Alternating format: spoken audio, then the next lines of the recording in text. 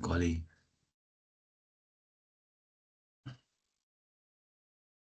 Don't know what this thing is not doing now. There it is. Let me just stop that.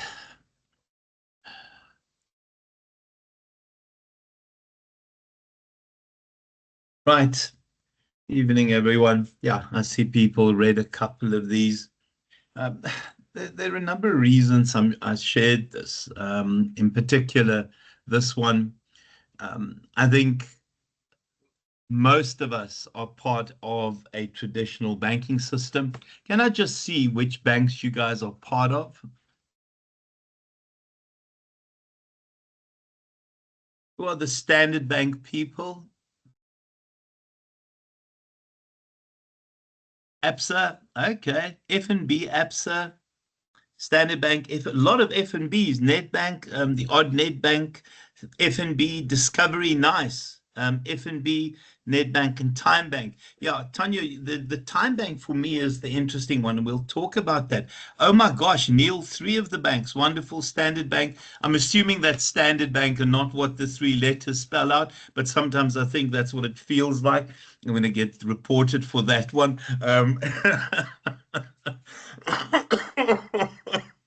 Sorry. Because I'm with Standard Bank and how she's, oh no, this is, and I'm being recorded. No, it's a nice evening, dog. You're in a strange bank, but Monley. Oh gosh. Okay, now time to be professional again. Okay. Who said they with Time Bank? Anyway, I saw a Time Bank here. Somebody said they. Tonya, how do you use Time Bank? What do you use it for? Because you also see with Nedbank, I think you said is the other one. How do you use Time Bank?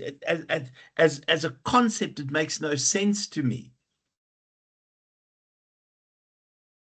Tonya, you want to tell us what you use it for? Unmute yourself. And okay, so do you deposit money into it? Oh, shucks, I do remember that, Tanya. So what has happened in terms of us and strategy and strategic planning is that there is a big fight on between those. Oh my gosh, no. Oh, your Time Bank got hacked. Oh my gosh. Okay. Yeah, Nedbank's not going to get hacked. Standard Bank will get hacked because Standard Bank, I don't trust them for anything, but I've been with them for 40 years, I would imagine, for a very long time. So initially we had these couple of banks that were the major players. And then obviously Capitec arrived, and a low-cost bank focusing very much on the bottom of the pyramid arrived and rattled a couple of cages, and at some point was the biggest growing bank in terms of customer numbers in the country. And I think they still grow significantly. And then we had these new ones, Bank Zero, and there was also the idea of Time Bank. Now, I'm a traditionalist, and I think that sometimes costs me big money because I didn't understand the concepts of these. But we see that companies are starting to relook at how they operate, in particular with the technology that is available. And that is a wonderful idea. Well, my 18-year-old, and I know that's outside our group, Georgia, but my 18-year-old the other day, I mean, he's just left school, ordered himself a new keyboard online, but he's been using for a while now, I would imagine, ordering stuff in terms of Mr. Delivery, food to be delivered, etc. So there's a real adoption of digital banking. No problem, Ethan. And I think this is why Time Bank, and again, I'm trying to understand these concepts a little bit better. Bank Zero are starting to make a lot more sense. And it is because of Gen Z. And I think Gen Alpha will change these things even more. The other one that I put in here was this one here. Who has bought from Shein before? Who has bought from Shein before? Well, I have as well. Admittedly, the sizing was a little bit iffy for me, so I haven't bought again. The sizing, you got defrauded. How did you get defrauded, Monley? Did you buy from Shen? Yeah, It's so defrauding partner. hi everyone. So my wife and I have a secondary credit card for her, Okay. and she shops there forever. And Oh, geez. I think last year I got defrauded. Same buying from Shane, and they cleaned out my credit card. Somebody somewhere in New York. Oh, geez. Yeah, no, well, I've been caught three times. The first one was, I was part of a Ticketmaster got hacked. I got hacked by Uber, and I can't even remember the third one. But fortunately, I have got insurance from the bank. Georgia, is that a hand up? What does that mean?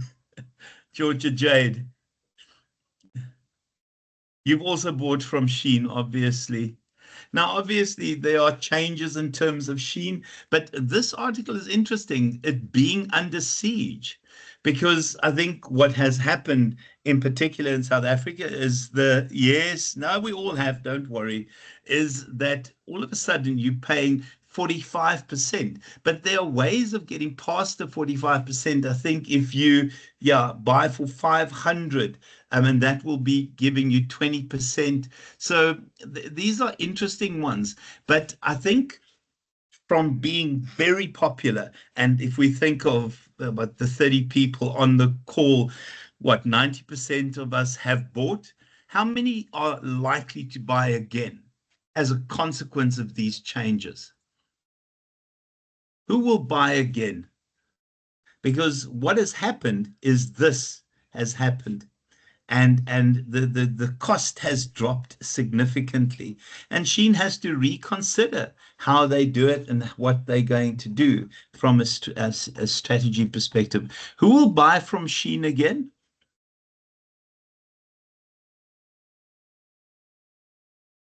Unlikely. I think most of us are. Yeah, this stuff isn't great. And if you read the background stuff, there's a lot of exploitation in sweatshops and serious exploitation of people that go into manufacturing the clothes. Um, I will never buy from Shein again. Who has bought from Temu before? As a last resort, absolutely. Who has bought from Temu before? Because often people buy from Temu once and only once. I don't know whether that's a fair comment. Because for me, Temu are like Shein in the sense that they, yeah, it is spammy as anything. So won't, yeah, absolutely. Yeah, and all the specials, my gosh, all the specials that have it. Yeah, exactly, no idea. Okay. And then the one that I don't even know what to comment anymore, guys, because I found a timeline and I maybe should have shared that with you guys as well in terms of what has happened when. But is this the timeline article that I've read? I can't even remember. It's not. I think if you are a business at this point in time in any industry, this must rattle cages. At what point do we accept that Trump is confused, that the message will never stay the same, that we will see changes overnight at the drop of the hat, and then on top, obviously also so that you could, you know, kill the markets and then yeah, well, that's exactly it. But that's exactly it, Neil. It is the most unpredictable thing. And I did have a timeline that I read, and I maybe should have shared that with you guys where they had dates. I mean, there are changes from hour to hour. I can't remember whether I shared it. I don't know who I shared it with, but it is absolutely insane. Absolutely insane. And it changes from hour to hour. So if you're a business, the expectation of logic and predictability is out the window. And it's within this environment that you actually have to make a success of your organization. Trump, I think, is just evil. I think he is just an idiot. And then this one I might have shared with you guys already, sort of where the future is, in particular going forward in 2025. Yeah, the use of generative AI. I mean, the whole bunch of other things. I had meetings today, interestingly enough, with my third year students who had used AI to assist with their assignments. Yeah, yeah, I've changed my approach in terms of that for now, but we'll talk about it when we have a second again. And then, yeah, e-commerce still growing. Who still buys from Take-A-Lot? Because I've also stopped buying from Take-A-Lot so much. I think there's some dodgy products being sold by them. Or are people still buying as much from Take-A-Lot? Only when there are specials? Yeah. The products, because they've got some really, really awful products. I mean, it's nowhere near what the brand is. That's the one, Neil, the great products. Dodgy, dodgy, dodgy. Akil, yeah. Yeah, I think everyone shops for specials, but are they truly specials? I think if you have Netflix, there's a thing on advertising and getting us to buy and how it works. Well, that's exactly it, Deirdre, and I agree with that. I agree with that. Some of it is really dodgy. Yeah, guys, and then other trends, I mean, remote work, and it's within this context that we have to. Amazon doesn't deliver to Maritzburg. So it's been an absolute pain to try and get yeah, to get stuff delivered here. Guys, and then other trends. If we look at where we are in the world in terms of immersive technologies, AR, obviously, etc., etc., the world has gone completely insane. I really believe the world has gone completely insane. And it's within this context that we have to do business. And the expectation from strategic leaders, yeah, are really good. Well, what I've done is I've signed up for their 39 Rand a month to get the additional discounts that they have. Not that I buy a lot from them, but I have signed up for the free delivery bit, but only the 39 Rand. I'm not doing the full 99 because I don't purchase that often from them.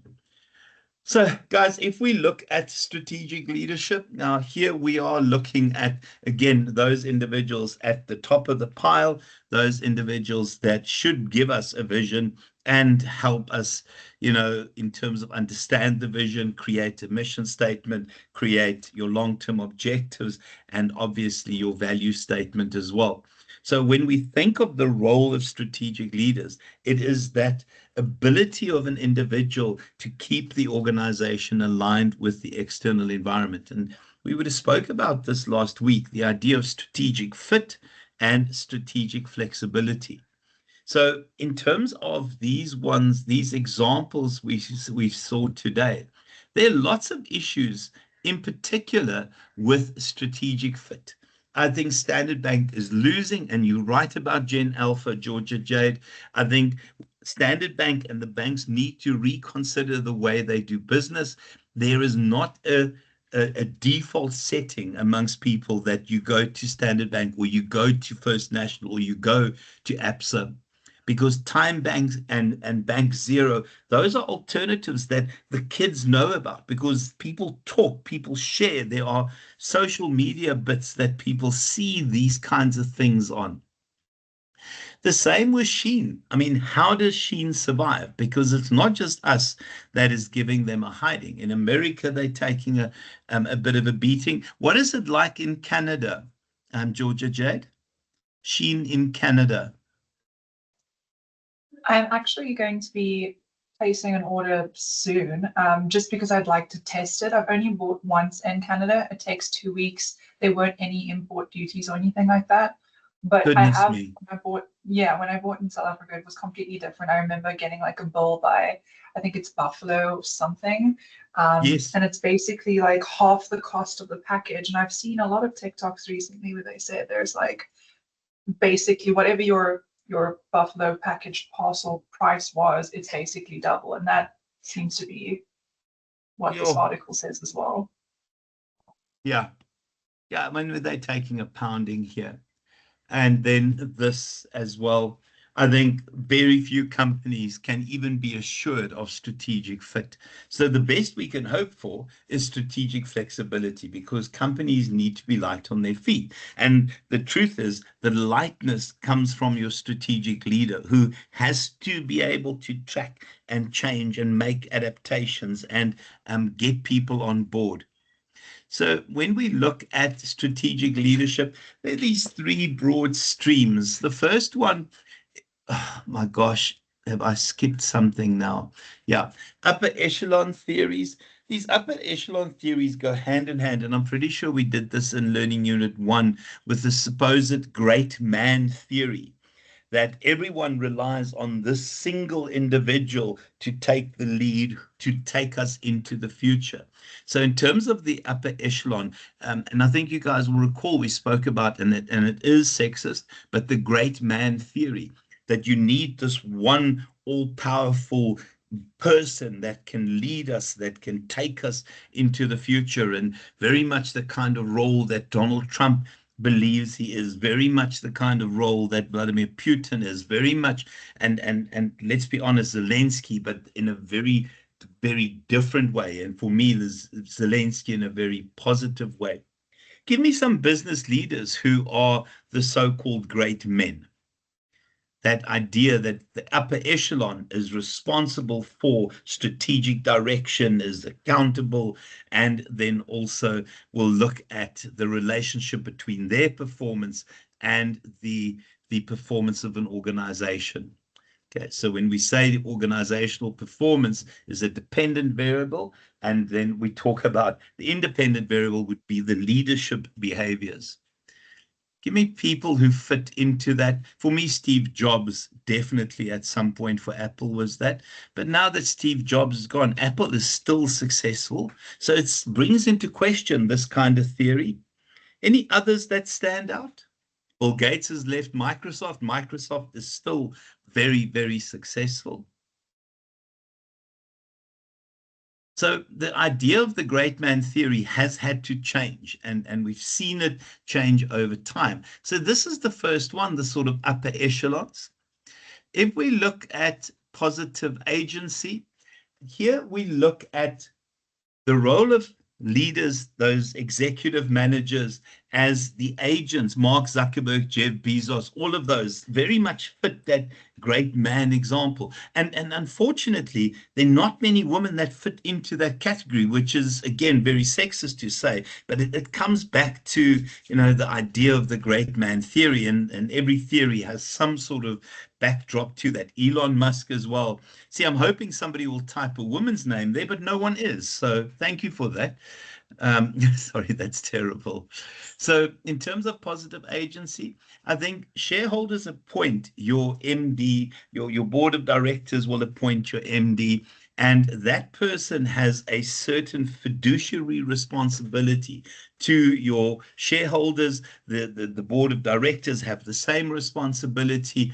And I think the truth is, even though we see these top managers being agents of shareholders, I think sometimes people have their own interests. Sometimes you are not at the beck and call of the board of directors. And the reason we appoint certain individuals is because we want them to take that role, that they don't simply follow instructions. They are there to give guidance. They are there to take the lead. And yeah, I think the reality is that because we have the separation between ownership and control. Thank you so much, Akil. Yeah, good search, boyo. Um, and AMD, obviously a processor maker, but yeah. Oh dear Lord, now we are stretching our imagination here. Oh, God. Yeah. Okay. Well, I can also then suggest somebody, and this will mess everything up tonight. Please tell me if I'm spelling this right. Um, any comments? That will mess with every single theory that is here. Yeah. Notice how I didn't say it so that I'm not recorded and can't get fired. Okay, guys, so in terms of the idea of separating ownership and control, now very much those people we saw, I'm not going to mention the lower ones, but Elon Musk and Mark Zuckerberg, owners and also responsible for success. I think it's important that we have to separate control and ownership and allow senior executives to take charge of this here.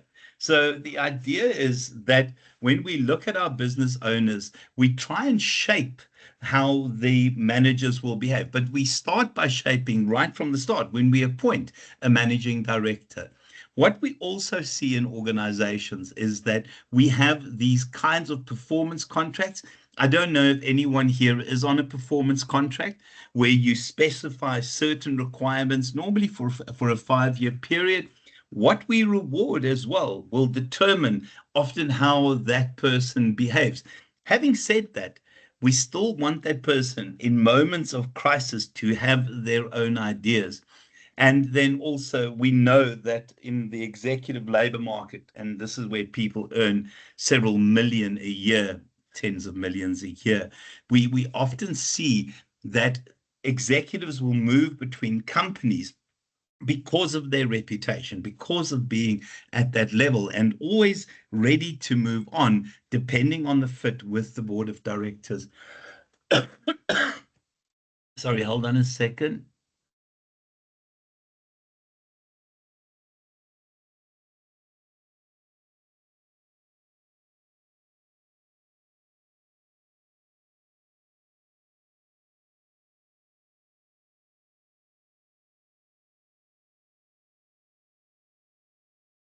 Sorry, guys, a little bit of a cough moment there.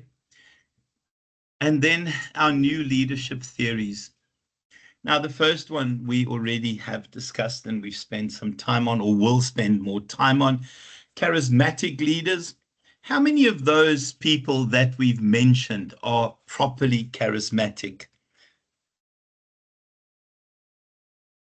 Of the people we've typed, ignore the last, ignore my one at least. Thanks, Elena. How many would we consider charismatic? All of them? Yeah, all of them. Um, is Mark Zuckerberg particularly charismatic? Is Jeff Bezos charismatic? Elon Musk is charismatic. Bill Gates would never. Yeah, well, that's exactly it, Georgia. I think they all have that tad of antisocial in them. I mean, it's strange to say, and I think out of all of them, Jeff Bezos is possibly the most human. Now, I've got to be careful when I say that. Yeah, well, it's yeah, absolutely. 100%. Now, obviously, if Richard Branson were mentioned, then we know what charisma is. I don't think Steve Jobs was particularly charismatic, although he quite liked the limelight. Yeah, absolutely, Georgia, 100%. Okay, and then transformational leadership and the idea of transformational leadership, this need to constantly update and make sure that the organization remains aligned with the external environment. We've seen that the person who's taken over, Tim Cook, who took over from Steve Jobs, he has changed and very much the focus changed the focus of Apple away from hardware to a software type company, although they still produce hardware. And then visionary leaders. Now, for me, the one person that always stands out for me is Steve Jobs. The vision he saw in terms of what his devices and what his developments could do for the world was out of the ordinary. You know, people referred to him as a wizard, or Bill Gates referred to him as a wizard. He had this innate ability to look at the world very differently and find connects that other people can't see and create a powerful vision into the future. So when we look at the idea of leadership and the link to management, when we think of social sciences, we look at how people coordinate, create, and manage meanings. And everything around here is about communication. What are the important communication bits that an executive leader will do?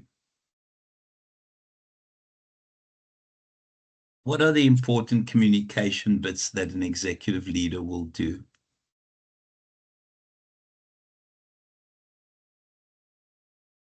For me, the most powerful thing that an executive leader can do is to share the vision, is to communicate the vision, is to get people on board. 100%, Georgia, get people on board in terms of the vision. Because something that I often am concerned about, and I don't know if we've done the exercise in this class, and if we have, my apologies for doing it again. Who here can write their organization's vision without cheating? Have we done this in class already? I think Monley wrote the vision. I'm not sure. Okay. Very few people can, and I often blame the CEO, the executive managers for that. Now, we won't do it again, guys, because they're not out there communicating and walking the talk in terms of that. So when we talk about managed meanings, it is almost to start highlighting to people that this is what we want to achieve. And now let's see what your contribution is to our overall vision. To also just say, the one thing we know about when the world has gone completely insane is the importance and the power of vision. I think the one thing that can still save us, the one thing that can still bind us, in particular when things go insane, is having a powerful vision for an organization. Because your powerful vision should be able to accommodate the insanities that is Trump, the insanities that is the world. Very nice, Monley. Very cool, but very, very cool. I like that. I can't wait to see your results. Okay, just to say, guys, my REBS group, my own supervision group, we've got the meeting tomorrow at 12. Please remember. No, tomorrow at 6 o'clock. Please remember.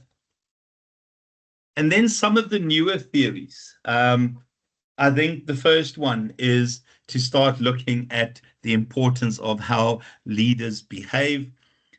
I read this wonderful article about a company that was about to close down, and the executive had thought they had hidden the fact that they were going to retrench and that they were going to close down to the people who worked there. But because those executives had stopped essentially meeting the eyes of the guys, they kept their eyes down, they kept their eyes not actually focused, didn't look at their followers.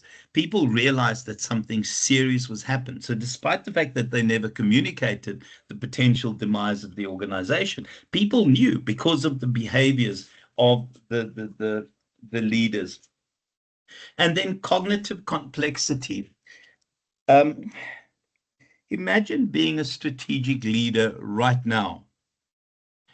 How do you make sense of what is happening in the world? What are the kinds of thought processes, cognitive processes that can make sense of the world right now? How do you make sense of the world right now?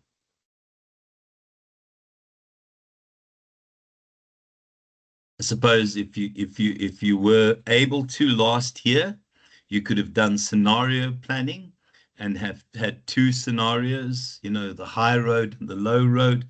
The low road being Trump if you're a South African, or the high road being Kamala, and try and work in terms of that. Because those are cognitive processes. When you do that kind of scenario planning, you're thinking into the future, you're tracking potential events that would suggest the future. I think also, guys, you see the importance of interaction, the idea of social intelligence, and then remember the fact that we're back in a world where you could have right versus right decisions. You would have done this in your assignment, I think. So I think the truth is we don't properly understand leadership practice. I think nothing that has gone before in terms of theory could have prepared us for what the world is now and what the world will become. Any comments about Xi Jinping or the Chinese guy P and Trump refusing to make the first call to discuss the deals? Is that proper leadership behavior, or is it just two guys who are too bullheaded to actually make the first move?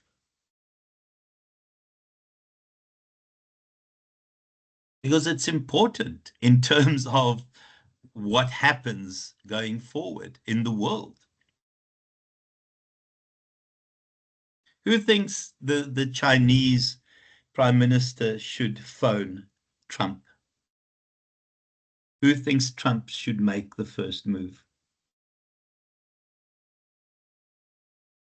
It's ego. Well, that's exactly it. And, it's a bully against a bully. And in my mind, Trump should make the first move because he started this. But you're right, Georgia. It's this idea that he thinks he's on the front foot. I don't think you mess with China. China has been around for many hundreds of years more than the Americans have. And I think he's picked a fight with the wrong person. And the truth is, all of this is about your own social intelligence. It's all about your leadership practice. What are you saying to the rest of the world when the two leaders of the most powerful nations are too hard-headed to talk to each other? Very, very strange world we live in. So in terms of, this is an interesting one. When we see new CEOs appointed, what often happens is these CEOs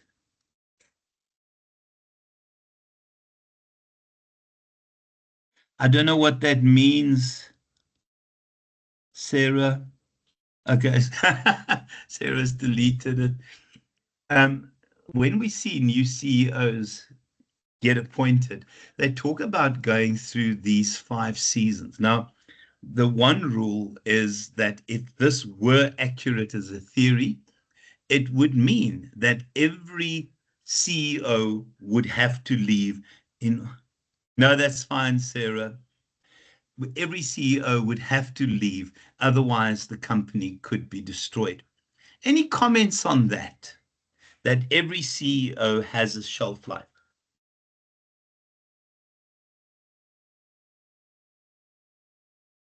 Any comments on that?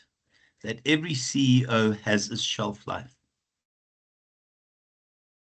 Because if you think of Rassi and Erasmus, I don't know whether we'll win the next World Cup, but he is a genius. But when is his shelf life up? I think every CEO can run the risk of staying too long. And then, we'll talk about the others. So in terms of mandate, here you essentially get given a set of parameters to operate within. And you'll often talk to your other executive managers, you'll talk to your board of directors, you'll spend some time with key shareholders, you'll spend some time with your employees as well, because you want to watch and learn. So the first rule of being a CEO is that you need to That's it. That's 100% right, Monday. It's 5 years. But you need to go and see the lie of the land.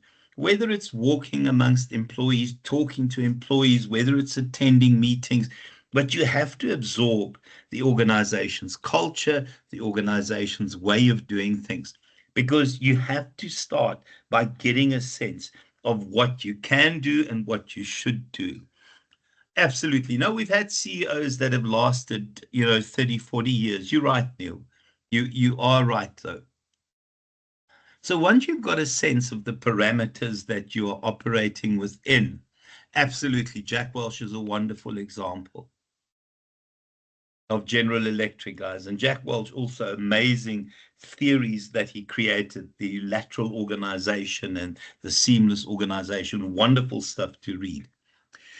The second bit is the experimentation, and they start to experiment with ideas. They start to let their own values and their own beliefs start influencing aspects, start to see what the fit between what they can do and what they believe and what they want to achieve and how that fits with the organization. I think for me, this is something that you should do every year in an organization. Now, it says it's an enduring theme, but I think this theme will guide essentially, first of all, where you are heading, but also I think it starts to give people a broader framework where they can see their own bits of contribution in. So for me, this theme is that we've now formed a sense of what this organization can do, what we can do, and then we create the theme. Now, obviously, your vision is part of that. But what that theme does, it has to be broad enough to allow others to find a niche for themselves within the context of that broader theme. And then, yeah, this idea of convergence. And I think sometimes when you stay too long, you become stale, and you start not listening to other bits of information. You start committing yourself to certain things. You start throwing good money after bad, and then dysfunction. Where, yeah, you need to move on because your presence has a negative effect on the organization. With that in mind, guys, any comments about that as an entire theory? Find out what you can and cannot do, start playing with, experimenting, understanding what can happen within the culture, set this theme guided by a vision, and unfortunately, you'll have wonderful times, but too much of a good thing will bring it to the end. On the basis of that, has Rassie Erasmus stayed too long?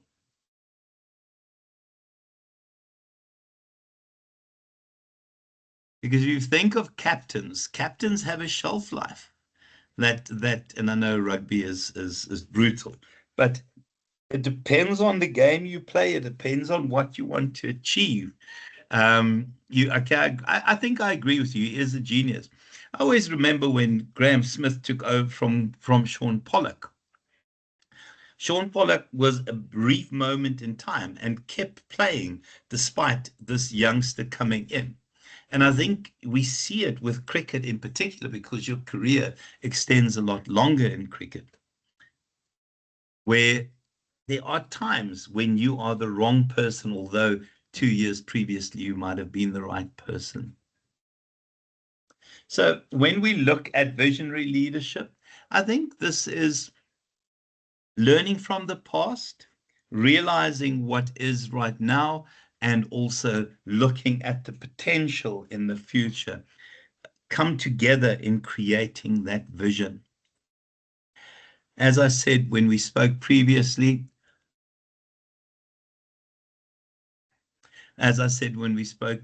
about vision, every single person here needs to be able to write their organization's vision. If I wake you up in the middle of the night, other than saying to me, "What are you doing in my room?" you should be able to write your vision. It should be that ingrained into your psyche, into the organization's operations. In terms of visionary leadership, I think there are a couple of things.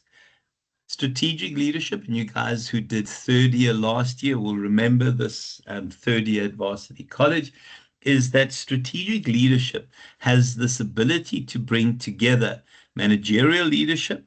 So these are those individuals that can do the planning, can do the controlling, can do the organizing, those kind of skills that you can learn in any management course that you could imagine. And then also see it combine with visionary leadership. And that is that magic mix of being able to look into the future, but also being able to put the mechanisms in place to make that vision come to life. Do you think many people are able to do that? That you're a great visionary, but you also have the management side of it? Or do you need more than one person to do it?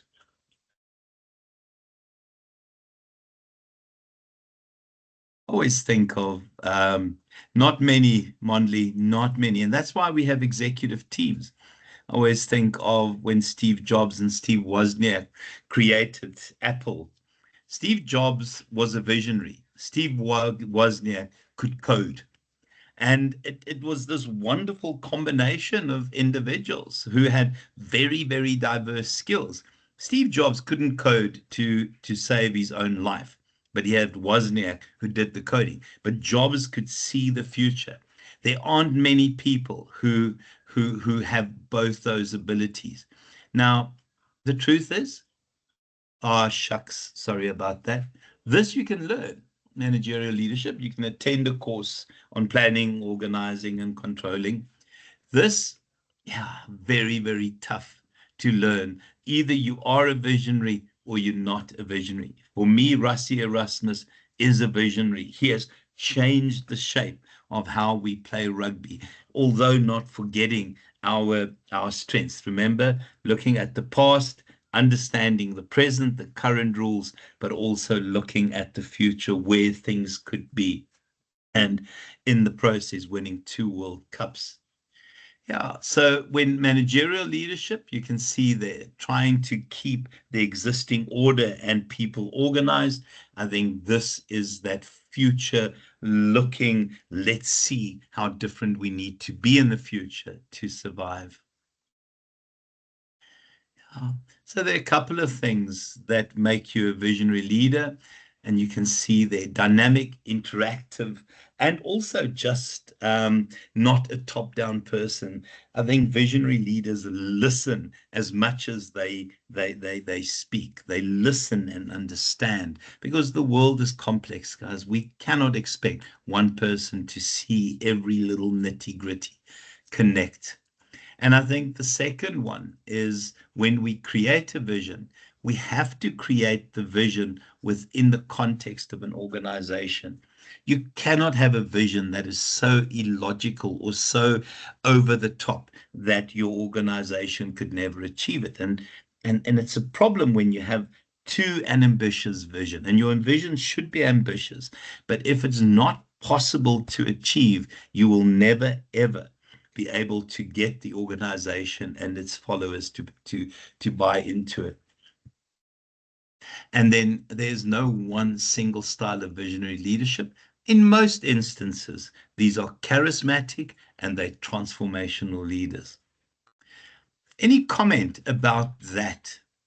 Thinking about not just what the vision will say, but realizing it should be within the context of what the organization can do and stands for. Give me examples of organizations that had just flown too high in terms of the vision they thought they could achieve.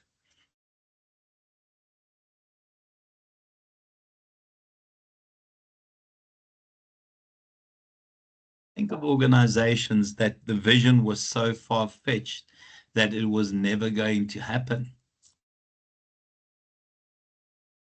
You know, and we can see organizations where the vision wasn't strong enough, you know, with Nokia. I think Cell C, yeah. Pepsi in South Africa, guys. Pepsi in South Africa. Pepsi in South Africa, remember, I think Pepsi is the biggest seller, biggest selling drink in America. Coke is the biggest selling drink worldwide. Have I got that the right way around, the marketers? Who's Elizabeth Holmes, Neil? Sorry, is one I don't know, or I should maybe know. She's from Silicon Valley, Doc, and she lied around some technology she had that could give you a blood test and give you I results saw on an that. illness Yes. Jeez, that almost was immediately. dodgy. Yeah, because that was on Netflix. Oh, absolutely. Yeah, and I think she had a wonderful vision. Sorry, Neil, you explain. Yeah, go for it, go for it. No, Carry you on. go. You know a bit more. Yeah, she had this wonderful vision as well, but I think she got too caught up in what her technology could do and overpromised on the vision and under-delivered on the product, Doc. So again, at one stage, she was the single highest earning female billionaire in the world for that point in time. And yeah, her stack of cards just came crumbling down. She had a vision, she had a great product, but I think she sold it to a point that the vision wasn't attainable. Yeah. Oh, that's a wonderful example, Neil. Really well done. Okay, guys, and then just if we look at it critically, and part of what we do is critical leadership, we don't accept things at face value anymore. We have to constantly question what the theories say, what the best practices say, and also what has happened over time. That's it. That's the one. Thank you, Neil, for that. Well done. So when we look at the idea of critically looking at leadership, the first one is that often we imagine, in particular the great man approach, that these people can achieve almost anything. And when in reality, there are a large number of constraining factors that will nip you in the bud, that will cause you to fall down very rapidly. So the first one is, as much as you are the greatest leader ever. Now, I thought Andre de Ruyter, the guy from Eskom, was a properly good leader, but he underestimated these impacts, in particular, the role of politics, in particular, the levels of corruption, and politics and corruption to me are political and social elements within the pestle. There are other things that could kick you around, current market conditions. I wouldn't want to be a CEO now because I think most people are taking an absolute hiding. And then also these kinds of things that will constantly impact you. So the first one, as much as you can be the greatest visionary and the greatest leader, there are things that will constrain you. The second one, often leaders will arrive into an existing organizational culture. And I know this is not the best example because the current person's doing really well. Prior to our current Minister of Home Affairs, how many Home Affairs ministers did we have who all failed? Well, how long has Home Affairs been a disaster now? And we've got a new magic worker. Let's admit the new person is there. Home Affairs killed every potential minister in terms of their ambition for the department because of an existing culture. The culture is significant, that so much so it constrains those ministers so much that no matter what they do, they can't change it. Having said that, the DA person seems to be making some magic there. The same with the post office. I mean, we've had how many CEOs for the post office, and each of them had this wonderful idea, but the culture wasn't going to allow them to make the changes necessary. And then lastly, I think sometimes when we look at employees, they tend to look at the CEO in terms of a specific set of circumstances, and they tend to make assumptions and attributions and will limit the potential impact that the person will have. If your attributions are this person's not as good as he says he is, what are the chances that those actions will be successful? Also, how much credit do we give a CEO for achieving an organization's vision when everything else is going so well? I think we often underestimate or overestimate the role of the CEO. Okay, and that is the last there, guys. I won't start a new unit. Any comments, any questions? When is the next assignment due?